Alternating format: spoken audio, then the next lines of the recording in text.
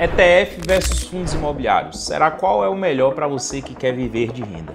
No vídeo de hoje eu vou te mostrar uma comparação direta entre esses dois tipos de investimento e no final vamos saber qual é o melhor para você que quer atingir a sua liberdade financeira. Fala aí, meu nome é Gabriel Porto e estou aqui todas as semanas te trazendo notícias e informações sobre o mercado de fundos imobiliários e dos investimentos em geral. Há mais de 10 anos sou investidor e educador financeiro e autor do livro Invista em Imóveis com Pouco Dinheiro. Se você ainda não é inscrito nesse canal, inscreva-se, deixe seu like e o seu comentário no final desse vídeo.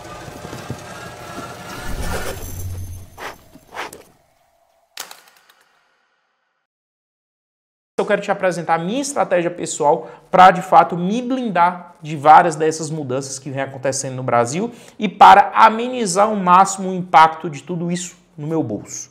Por isso, no próximo dia 30 eu vou fazer uma aula totalmente gratuita para te mostrar isso na prática.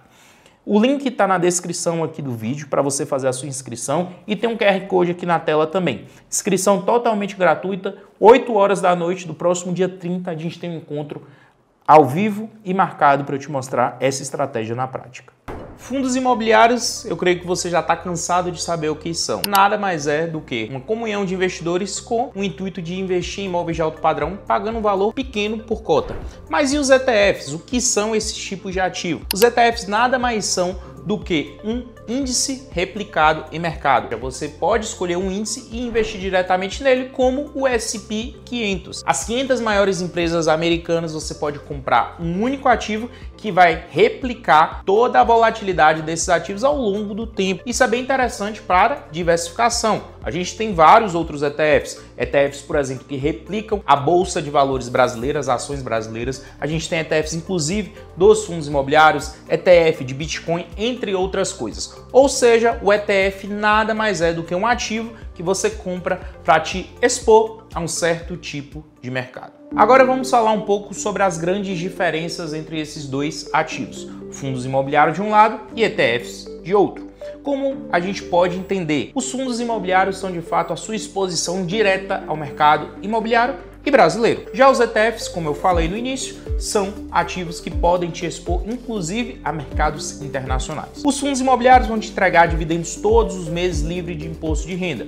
Já os ETFs, na sua grande maioria, eles não pagam dividendo e todo o lucro ali das operações são reinvestidos dentro do próprio ETF. A grande diferença que eu vejo entre esses dois ativos está também na sua diversificação. A gente pode investir em ETFs que vão nos replicar 500 ações diferentes, a 1000 ações diferentes, a 2000 ativos diferentes, enquanto nos fundos imobiliários a gente investe em dezenas ou centenas de imóveis. Só para título de comparação, vou colocar aqui na minha tela um dos ETFs que eu mais gosto, que é o VOO. É um ETF que vai replicar o S&P 500. S&P 500 são as 500 maiores empresas dos Estados Unidos. Apple, Microsoft, Amazon, Starbucks, entre outras grandes gigantes aí. E a gente pode perceber o seguinte, é um tipo de ativo que vai ter uma alta volatilidade. Diferentemente do mercado de fundos imobiliários, que tendem a subir e a cair de uma forma um pouco menor, os ETFs eles são bastante voláteis, ou seja, aqui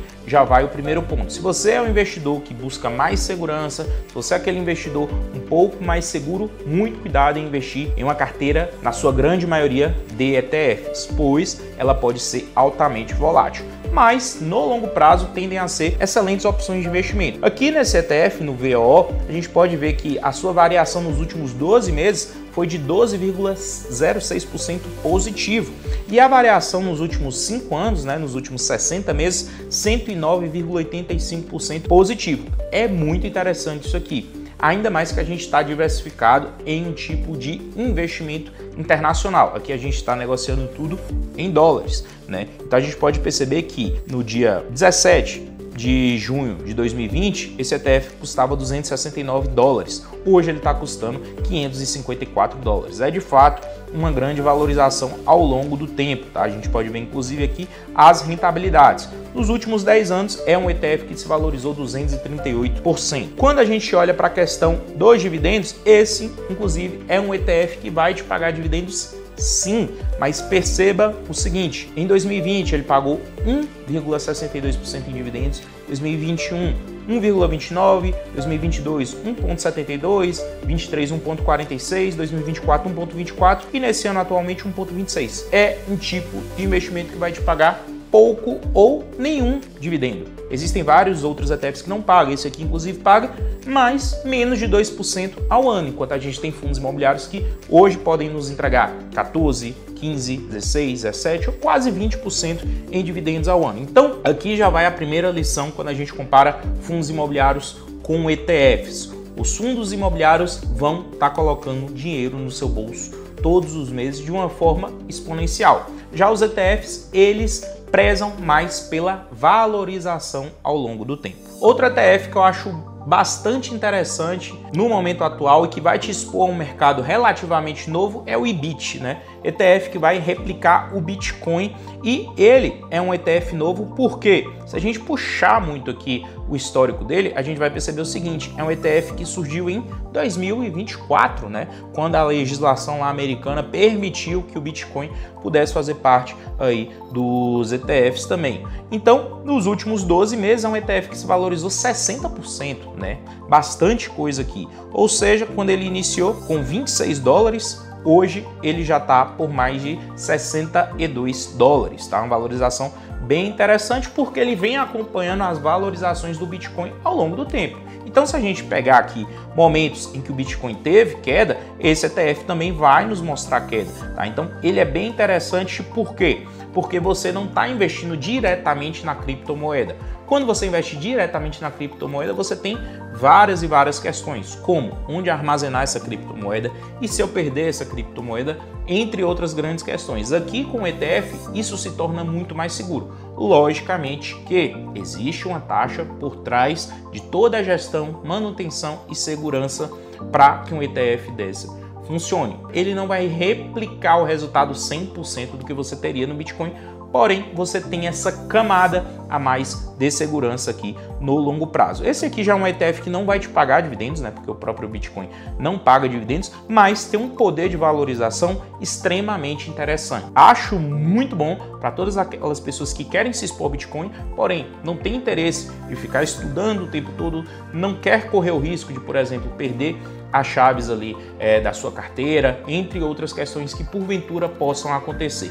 Então, somente com esses dois ETFs eu te mostrei duas maneiras de investir no mercado internacional, no S&P 500 e no Bitcoin. Mas, como eu falei, é possível também você replicar as ações aqui brasileiras, é possível você replicar o IFIX, o índice dos fundos imobiliários aqui brasileiro, e bolsas mundo afora, bolsa europeia, asiática, entre outras grandes bolsas de valores. Ou seja, o mercado de ETFs é um mercado gigantesco que pode sim ser muito explorado por você que é investidor. Dentro dos fundos imobiliários, eu quero te mostrar esse gráfico aqui, porque ele compara para a gente alguns dos grandes fundos imobiliários que a gente possui atualmente.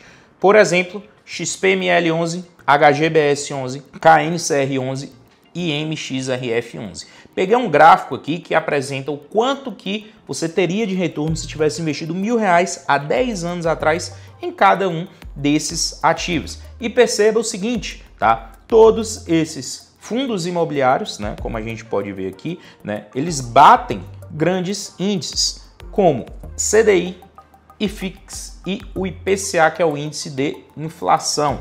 Ou seja, no longo prazo, o mercado de fundos imobiliários ele tende a ser bastante rentável também.